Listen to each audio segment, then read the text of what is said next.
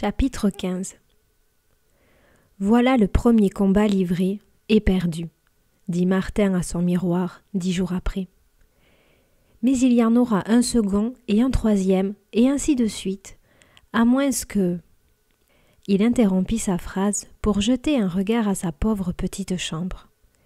Ses yeux s'arrêtèrent tristement sur la pile de manuscrits refusés qui, dans leurs longues enveloppes, encombraient un coin du plancher.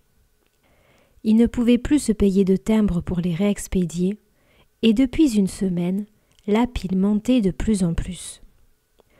Demain, il en reviendrait d'autres, et après-demain et le jour suivant, en attendant le retour du dernier. Il devait 1 mois de machine à écrire, ayant tout juste de quoi payer sa semaine de pension et les frais de l'agence de placement. Il s'assit et regarda pensivement la table. Elle était maculée de taches d'encre. Cette vue l'attendrit. « Chère vieille table, dit-il, j'ai passé avec toi de bonnes heures et, somme toute, tu t'es montrée une vraie amie. Tu n'as jamais regimbé, tu ne m'as jamais refusé de copie, tu ne t'es jamais plainte de surmenage. » Ses bras s'abattirent sur la table et il y ensevelit son visage. Sa gorge contractée lui faisait mal et il ne pouvait pleurer. Cela lui rappela sa première bagarre quand il avait 6 ans. Son adversaire, de 2 ans plus âgé, l'avait battu, rossé jusqu'à n'en plus pouvoir. Mais lui, pleurant toutes les larmes de ses yeux, tapait toujours de toute la rage de ses petits poings. Il vit le cercle d'enfants autour d'eux, qui poussaient des hurlements de sauvages quand il tomba enfin, presque évanoui, saignant du nez, les yeux ruisselants de larmes. « Pauvre môme, murmura-t-il, aujourd'hui tu t'es sérieusement fait battre. Tu es réduit en bouillie, tu es fini, liquidé. » Le souvenir de cette première bagarre s'évanouit et d'autres souvenirs apparurent, ceux des batailles qui avaient suivi. 6 mois après, Tête de Fromage, c'était le nom du garçon, l'avait battu de nouveau. Mais cette fois, Martin lui avait poché un œil.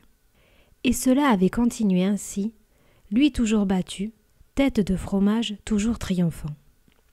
Mais jamais il ne s'était enfui, et ce souvenir le réconforta. Chaque fois, il avait encaissé bravement, malgré la méchanceté implacable de Tête de Fromage qui, pas une fois, ne l'avait épargné. Mais il ne s'était jamais dégonflé. Puis il vit une impasse étroite entre des maisons délabrées. L'impasse était close par une construction en briques, d'un étage, d'où sortait le vacarme rythmé des rotatives imprimant la première édition de l'Enquireur. Il avait 11 ans, Tête de Fromage 13. Tous deux vendaient l'Enquireur et ils étaient là, attendant leur ballot. Bien entendu, Tête de Fromage lui était encore tombée dessus, mais le résultat de la bagarre fut incertain, car à 4h moins un quart, les portes de l'imprimerie furent ouvertes et tout le troupeau de gosses se précipita pour plier les journaux. « Demain je te rosserai, » promit Tête de Fromage. Et il entendit sa propre voix, aiguë et tremblante de larmes contenues, assurer qu'il serait au rendez-vous le lendemain.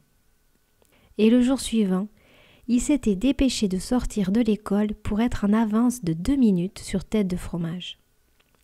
Les autres garçons l'encouragèrent, l'accablèrent de conseils, et lui montrant ses erreurs de la veille, lui promirent la victoire s'il suivait leurs instructions. Ils donnèrent ensuite les mêmes conseils à Tête de Fromage d'ailleurs. Et cette bataille les transporta de joie. Il leur enviait certes, aujourd'hui, le spectacle inénarrable que lui et Tête de Fromage avaient dû leur offrir. Le combat continua, sans arrêt, pendant 30 minutes jusqu'à l'ouverture des portes de l'imprimerie.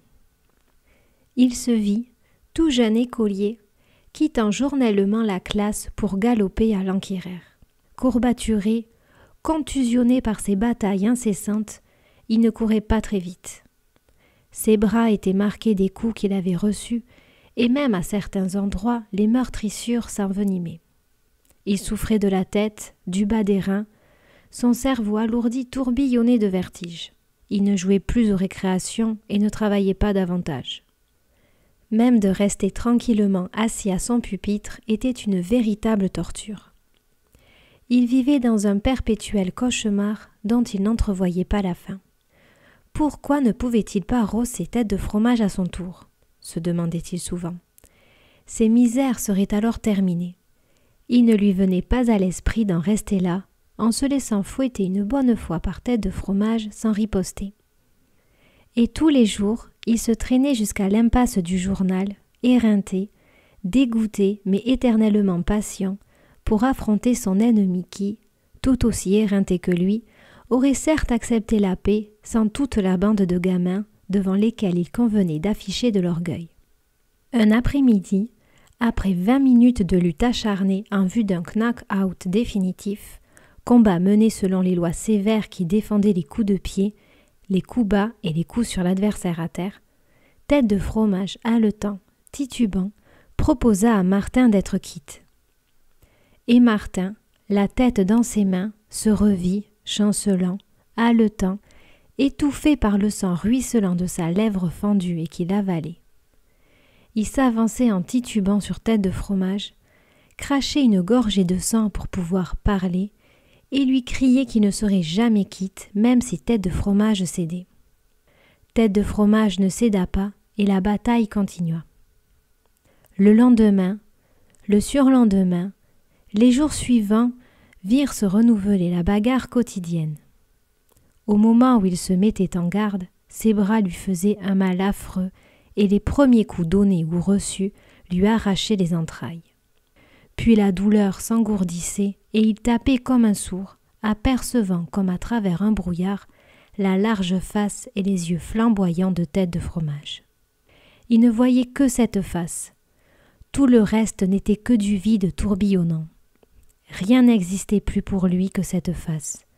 Il ne connaîtrait le repos, le divin repos, que lorsque ses poings sanglants auraient réduit en bouillie cette face, ou lorsque les poings sanglants de l'autre l'auraient lui-même réduit en bouillie. Alors seulement il se reposerait de toute façon. Mais abandonner la partie, lui, Martin, impossible. Et voilà qu'un beau jour, Martin s'était traîné jusqu'à l'impasse, Tête de Fromage ne vint pas. Les gamins le complimentèrent et lui annoncèrent qu'il avait battu Tête de Fromage. Mais Martin n'était pas satisfait. Il n'avait pas battu Tête de Fromage, pas plus que celui-ci ne l'avait battu.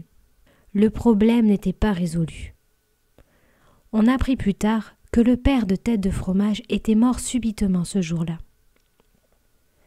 Martin saute quelques années et se voit, un soir, au paradis à l'auditorium. Il a 17 ans et revient de naviguer. Une rixe éclate. Martin s'interpose et se trouve face à face avec Tête de Fromage dont les yeux flamboient. « Je te ferai ton affaire après le spectacle », siffle son ancien ennemi. Martin acquiesce d'un signe. Le videur du paradis se dirige de leur côté. « Après le premier acte, dehors », chuchote Martin, l'air très intéressé par ce qui se passe sur la scène. Le videur l'effoudroie du regard et s'en va. « As-tu des seconds ?» demande Martin à Tête de Fromage à l'entracte. « Bien sûr. Alors je vais m'en procurer aussi. » Pendant les entr'actes, il rassemble ses seconds. 3 individus qu'il a connus à la fabrique de clous, un chauffeur de locomotive, une demi-douzaine de types de la bande des Bougangs et quelques-uns de sa terrible bande des 18 des Halles. Après le théâtre, les 2 bandes marchèrent, sans avoir l'air de rien, de chaque côté de la rue, puis se réunirent dans un coin tranquille et tinrent conseil. Le pont de la 8e rue sera le lieu de la rencontre, déclare un rouquin de la clique de Tête de Fromage. On se battra au milieu, en pleine lumière, et si un flic s'amène, on se taille soit d'un côté, soit de l'autre. « Ça me va », dit Martin après avoir consulté les chefs de sa clique. Le pont de la 8e rue, qui traverse un bras de l'estuaire de San Antonio, est très long. Aux 2 extrémités et au milieu, il y a des lampadaires. Impossible à un agent d'approcher sans être vu. C'est un bon coin pour la bagarre qu'évoque à présent Martin. Il voit les deux bandes, silencieuses, menaçantes, gardant strictement leur distance et soutenant leurs champions respectifs. Tête de Fromage et lui se déshabillent. Des sentinelles sont placées non loin pour surveiller les deux extrémités du pont. Un des bougangs tient le veston de Martin, sa chemise et sa casquette, prêt à les emporter au galop si la police intervenait. Martin s'avance au centre du ring, face à Tête de Fromage, et, levant la main, il lance son avertissement final. « On se serre pas la pogne, compris ? L'un de nous y restera. » Tête de Fromage hésite, Martin le voit, mais devant les deux clics, son orgueil d'autrefois l'emporte. « Allons-y, répond-il. Arrête ton baratin, tu veux, je suis sûr de t'avoir. » Alors, comme de jeunes taureaux, ils bondissent l'un vers l'autre, les poings nus, de toute l'ardeur de leur haine, de tout leur désir de détruire, de tuer. Que sont devenus les milliers d'années de civilisation et de nobles aspirations ? Il ne reste plus que la lumière électrique pour marquer le chemin parcouru par la grande aventure humaine. Martin et Tête de Fromage sont redevenus deux sauvages de l'âge de pierre. Ils sont redescendus au plus profond des abîmes limoneux, dans la fange primordiale, et ils luttent aveuglément, instinctivement, comme lutte la poussière d'étoiles, comme lutteront les atomes de l'univers éternellement. Bon Dieu, nous n'étions que des bêtes, de sombres brutes, murmure Martin qui suit toujours, comme à travers un kaléidoscope, les péripéties de sa bataille d'antan. En même temps spectateur et acteur, l'être cultivé et raffiné qu'il est devenu frissonne de dégoût à ce spectacle. Puis le présent s'efface, les fantômes du temps passé le possédèrent, et il n'y a plus que Martin Eden, à 17 ans, et qui combat Tête de Fromage sur le pont de la 8e rue. Il souffre, il cogne, il sue, il saigne, et il exulte quand ses poings nus frappent juste. Pareil à de tourbillons de haine, ils s'entremêlent furieusement. Le temps passe, et les deux bandes adverses se taisent. Ils n'ont jamais senti semblable intensité dans la férocité et en sont frappés d'une sorte de respect. Ces deux brutes leur sont supérieures. La première vague de jeunesse et l'excellence de leurs conditions se sont usées. Ils luttent plus prudemment, avec plus de mesure. Jusqu'à présent, la partie est égale. Ça casse vraiment rien, ce combat, entend dire Martin. À ce moment-là, il suit une feinte du droit et du gauche, subit la riposte féroce et sent sa joue s'ouvrir jusqu'à l'os. Ce n'est pas qu'avec le poing nu qu'on a fait ça. Des murmures effarés se font entendre. Il ruisselle de sang, mais ne dit rien. Son cœur est lourd, car il apprend la ruse basse, la sournoise vilainie de ses pareils. Il attend, il guette, feinte une attaque foudroyante et s'arrête à mi-chemin. Il a vu luire un éclair de métal. « Montre voir !» hurle-t-il. « Qu'est-ce que c'est que tu tiens dans ta main ?» Les deux bandes se précipitent, grognant et grondant. Dans une seconde, cela va devenir une bataille générale et il sera privé de sa vengeance. Il est hors de lui. « Arrière, vous autres !» rugit-il la voix rauque. « Compris, arrière, nom de Dieu !» Il recule. Ce sont des brutes, mais il est la super brute, un être terrible qui les domine de toute sa puissance. C'est mon affaire à moi et je défends qu'on s'en mêle. Toi, donne-moi ça. Tête de Fromage, refroidi et vaguement inquiet, tend son coup de poing américain. Le rouquin, c'est toi qui le lui as passé tout à l'heure, continue Martin en balançant l'arme à l'eau. Je t'ai vu te glisser derrière lui et je me demandais ce que tu faisais là. Si tu recommences, je t'étripe, compris ? Ils reprennent le combat, éreintés, à demi-mort. Enfin, le public de brutes, saturé de sang, les prie impartialement d'arrêter. Et Tête de Fromage, prêt à mourir à terre ou debout, un Tête de Fromage monstrueux, méconnaissable, hésite, Mais Martin bondit et cogne toujours. Quelques minutes passent, qui lui paraissent durer un siècle, pendant lesquelles Tête de Fromage faiblit visiblement. Soudain, au milieu d'un corps à corps, un craquement sec se fait entendre et le bras droit de Martin retombe, mou, à son côté. C'est une fracture. Tous le comprennent et Tête de Fromage, bondissant comme un tigre, précipite ses coups. Les seconds de Martin veulent s'interposer, mais Martin, abruti par cette avalanche terrible, les repousse en les insultant et sanglote tout haut de son impuissance et son désespoir. De sa main gauche à présent, il frappe, à demi inconscient, et il entend, comme venant de très loin, des murmures de frayeur et une voix tremblante qui dit « Ce n'est plus de la lutte, les gars, c'est un meurtre, il faut arrêter ça. » Mais on laisse faire, et il en est content. Il frappe, plus mollement mais sans arrêt, de son unique bras sur la chose sanglante en face de lui.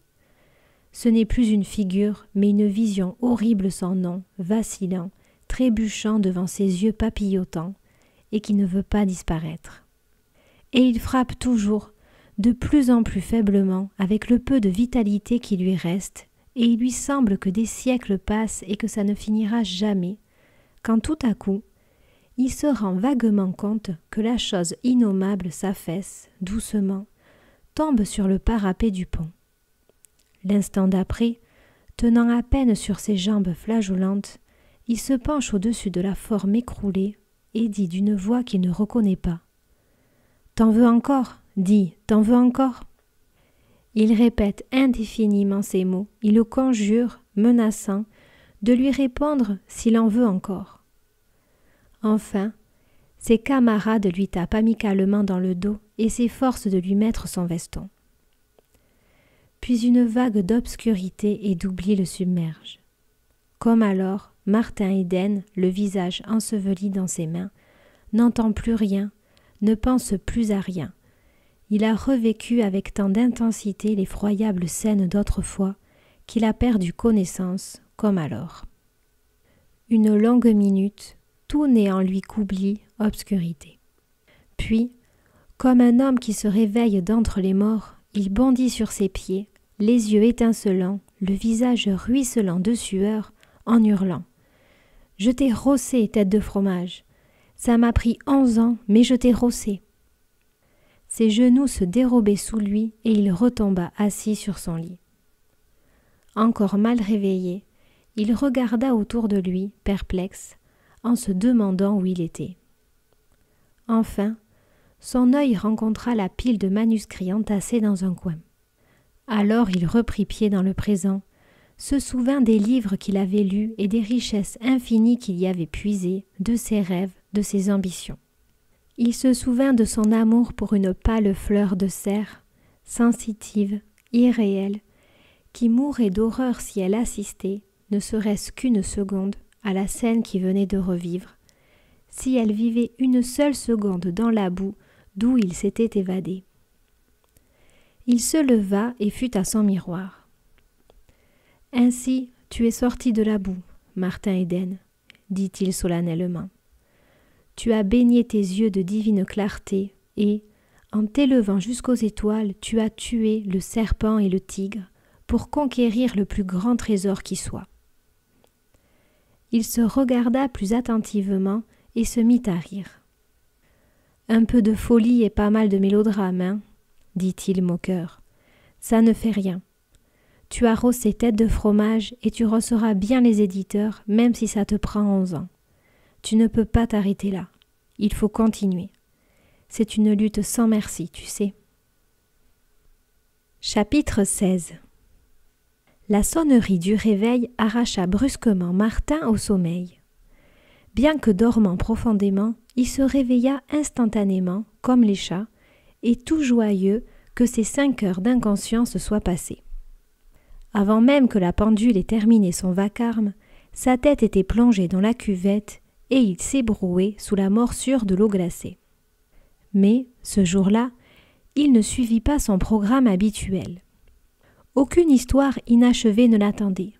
Aucun nouveau poème ne demandait la suprême retouche. Ses études l'avaient mené tard et l'heure du déjeuner approchait. Il essaya de lire un chapitre de Fiske, mais son cerveau s'énervait et il ferma le livre. Aujourd'hui commençait une nouvelle bataille et pour quelque temps la littérature serait supprimée. La tristesse qu'il en ressentit fut semblable à celle que l'on éprouve en quittant famille et foyer.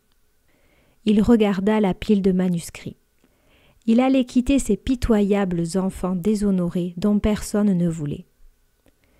Il s'approcha d'eux et se mit à les feuilleter, relisant de ci, de là, ses passages favoris. Il relut même la marmite tout haut, ainsi que l'aventure. La joie, son dernier né de la veille qu'il avait jeté dans le coin, dans sa rage de n'avoir plus de timbre, le transporta d'aise. « Je ne comprends pas, » murmura-t-il. « Ou bien ce sont les éditeurs qui ne comprennent pas. Il y a quelque chose de bizarre là-dedans. Sans compter que ce qu'ils publient devient pire tous les mois. Presque tout est mauvais. » Après le petit déjeuner, il mit la machine à écrire dans sa boîte et la porta à Auckland. « Je vous dois 1 mois, dit-il à l'employé. Mais vous direz au patron que je vais travailler, que dans 1 mois environ je serai revenu et remis à flot. » Il prit le transborder pour San Francisco et s'en fut à l'agence de placement. « N'importe quoi, excepté du commerce, » dit-il à l'agent. Il fut aussitôt interrompu par un nouveau venu, habillé avec la recherche affectée de certains ouvriers attirés d'instinct par l'élégance. L'agent secoua la tête. « Rien qui puisse aller, hein, dit l'autre. Il n'y a pas à dire, faut que je trouve quelqu'un aujourd'hui. » S'étant retourné, il vit Martin, et Martin à son tour le dévisagea. L'individu, frêle et beau, avait un visage pâle, bouffi. On sentait qu'il venait de faire une fête à tout casser. « Vous cherchez un emploi ?» interrogea-t-il. « Qu'est-ce que vous savez faire ?»« Les plus durs ouvrages.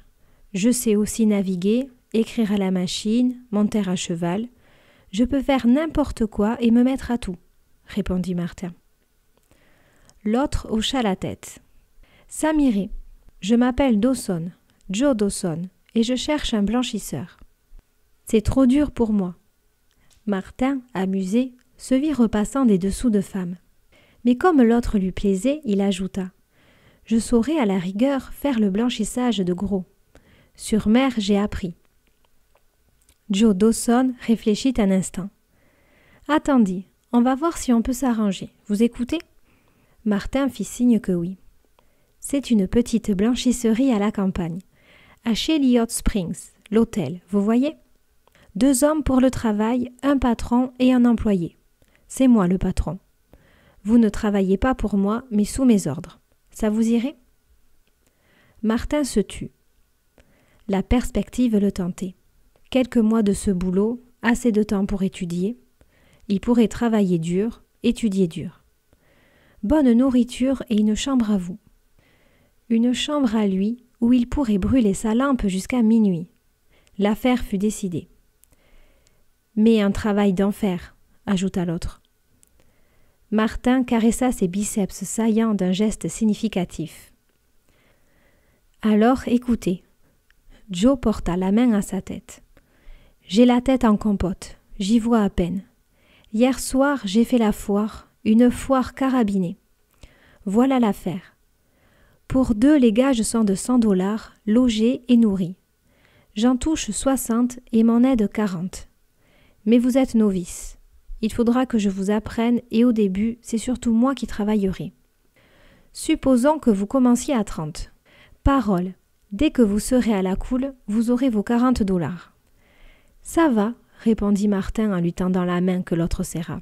« Pas d'avance pour le billet de chemin de fer et les extras ?»« Je l'ai bu, » dit tristement Joe avec un geste expressif. « Tout ce qui me reste, c'est mon billet de retour. » Et moi, je serai fauché quand ma pension sera payée. Ne la payez pas. Impossible, c'est à ma sœur que je la dois.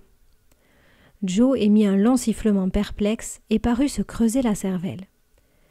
J'ai encore de quoi boire pour 2, dit-il enfin. Venez, on trouvera peut-être une idée. Martin déclina l'invitation. « Vous ne buvez que de l'eau » Martin fit signe que oui, et Joe gémit. « Je le voudrais bien aussi, mais je peux pas, » fit-il d'un air désespéré.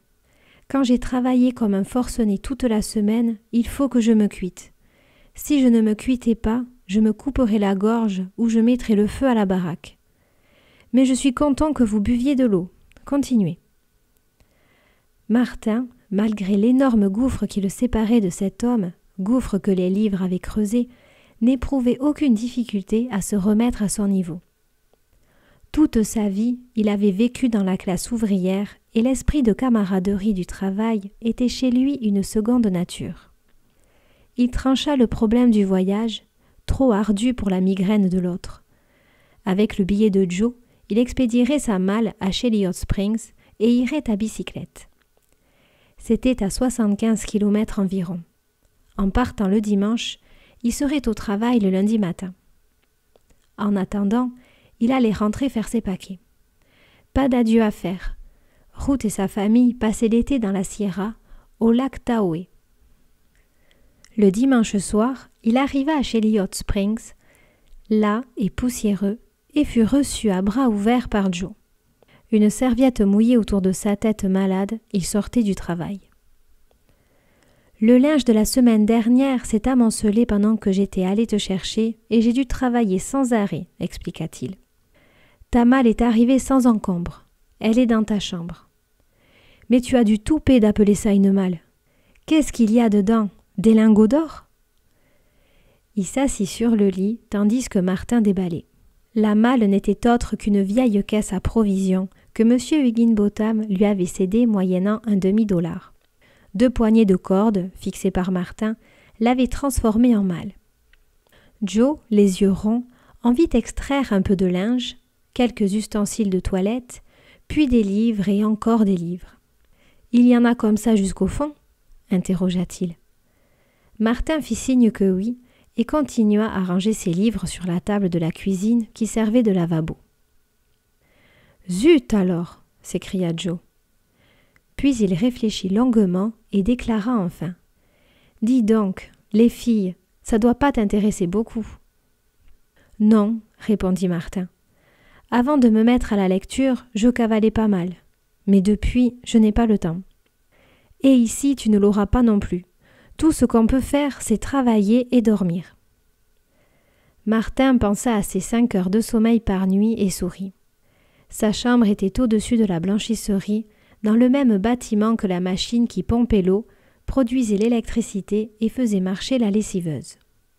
Le mécanicien, qui habitait la chambre voisine, vint faire la connaissance du nouvel employé et aida Martin à placer une ampoule électrique au bout d'un fil assez long pour pouvoir aller de la table au lit.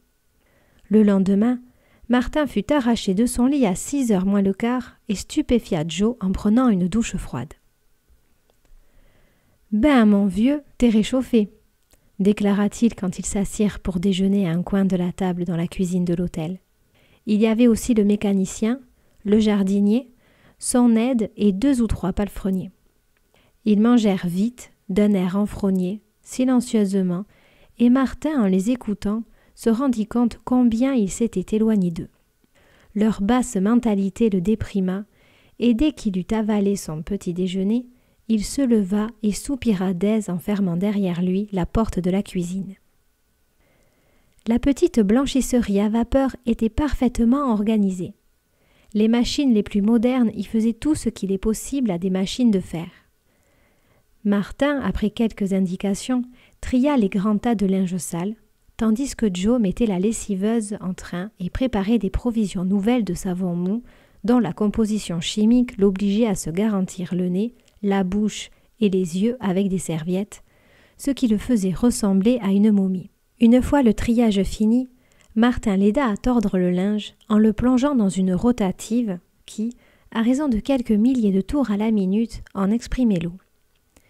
Puis Martin alterna entre le séchoir et le tordeur en secouant entre-temps les bas et les chaussettes.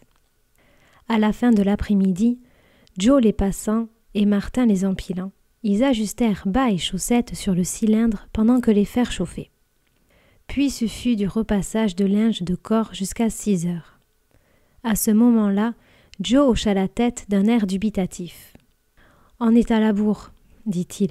Faudra travailler après dîner. » Donc, après dîner, ils travaillèrent jusqu'à 10 heures sous l'aveuglante électricité et repassèrent jusqu'à la dernière chemise. Ils plièrent ensuite le tout dans une autre salle. C'était une chaude nuit californienne, et malgré les fenêtres grandes ouvertes, la pièce, avec son fourneau à repasser chauffé à blanc, était une vraie fournaise.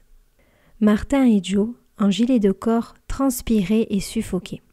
« Ça ressemble à l'arrimage d'une cargaison sous les tropiques, » dit Martin quand ils remontèrent chez eux.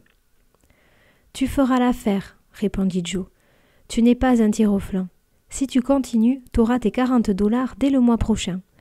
Mais ne me raconte pas que t'as jamais repassé, je ne suis pas idiot. »« Parole, je n'ai jamais repassé, même pas un mouchoir, » assura Martin.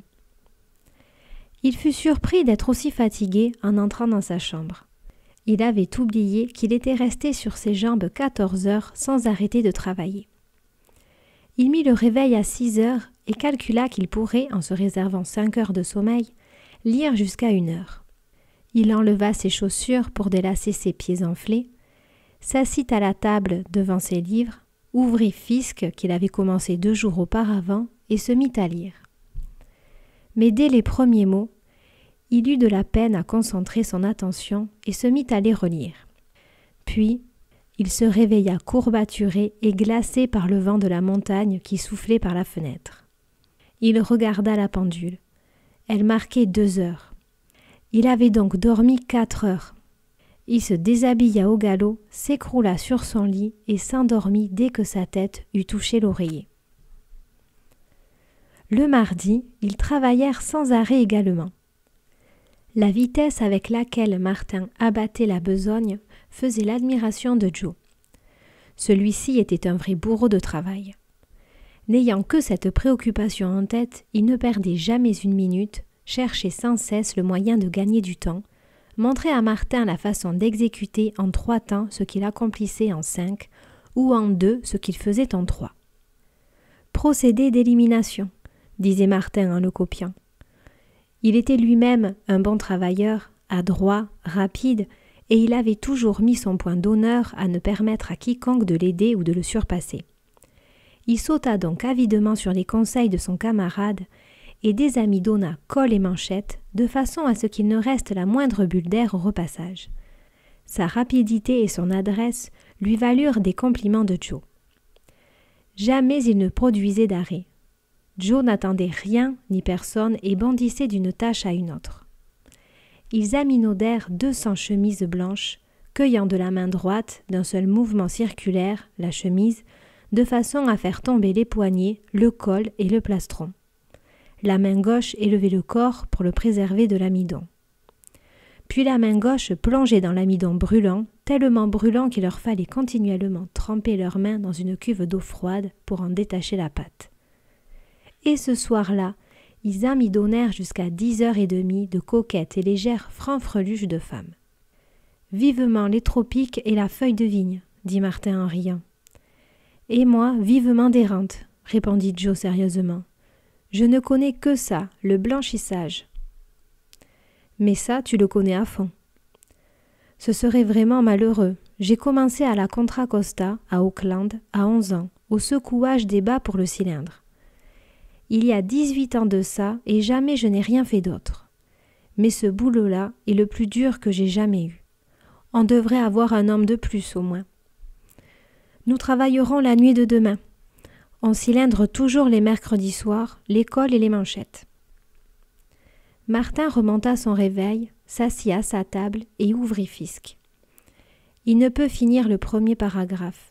Les lignes s'enchevêtraient devant ses yeux et sa tête retombait à chaque instant sur sa poitrine. Il marcha de long en large, martela sa tête de grands coups de poing. Tout fut inutile. Il planta le livre devant lui, soutint ses paupières du bout de ses doigts et s'endormit les yeux grands ouverts. Alors il s'avoua vaincu et se coucha. Un lourd sommeil de brute le terrassa pendant 7 heures, et lorsqu'il en fut brutalement tiré par la sonnerie du réveil, il sentit qu'il n'avait pas assez dormi. Beaucoup lu ? Demanda Joe. Martin secoua la tête. Ça ne fait rien. Ce soir, 11 cylindres. Mais jeudi, nous finirons à 6 heures et tu pourras t'y remettre. Ce jour-là, Martin lava des lainages à la main dans une grande cuve avec du savon doux à l'aide d'une machine de fortune dont Joe tirait une grande fierté. « Mon invention !» dit-il orgueilleusement. « Ça remplace la planche, économise les genoux et fait gagner au moins 15 minutes, ce qui n'est pas à dédaigner dans cet enfer. » Le cilindrage des manchettes et des cols était également de l'invention de Joe. Cette nuit-là, pendant leur travail à l'électricité, il le lui expliqua. « Je suis le seul à le faire. Il le faut bien si je veux avoir fini samedi après-midi à 3 heures. Mais je connais la manière et c'est ça qui fait toute la différence. Il faut la chaleur voulue, la pression voulue, puis on les y passe 3 fois. Regarde ça. » Il leva une manchette en l'air. « À la main, on ne ferait pas mieux. » Le jeudi, Joe entra dans une rage folle. Un ballot d'amidonnage fantaisie supplémentaire était rentré. « Je m'en vais !» hurla-t-il. « J'en ai assez. Je m'en vais, froidement. À quoi sert-il de travailler comme un esclave toute la semaine sans perdre une minute pour qu'il vienne me coller un travail de fantaisie par-dessus le marché ? Nous sommes dans un pays libre et je vais aller dire à ce gros Hollandais ce que je pense de lui. Et je ne le lui enverrai pas dire, je lui en flanquerai, moi, des fantaisies supplémentaires. »« On travaille ce soir, » dit-il un instant après, résigné à son sort. Et ce soir-là, Martin n'essaya même pas de lutter. De toute la semaine, il n'avait pas lu le journal et, chose étrange, cela ne lui manquait pas. Les nouvelles ne l'intéressaient plus. Il était trop fatigué, trop abruti pour s'intéresser à quoi que ce soit, bien qu'il projetât, s'il finissait son travail le samedi à 3 heures, de partir pour Auckland à bicyclette. 75 kilomètres pour aller, autant pour le retour le dimanche après-midi, ne le préparerait sans doute pas très bien au travail de la semaine suivante. Il aurait été plus pratique de prendre le train, mais le billet coûtait 2,50 $ et il voulut faire des économies.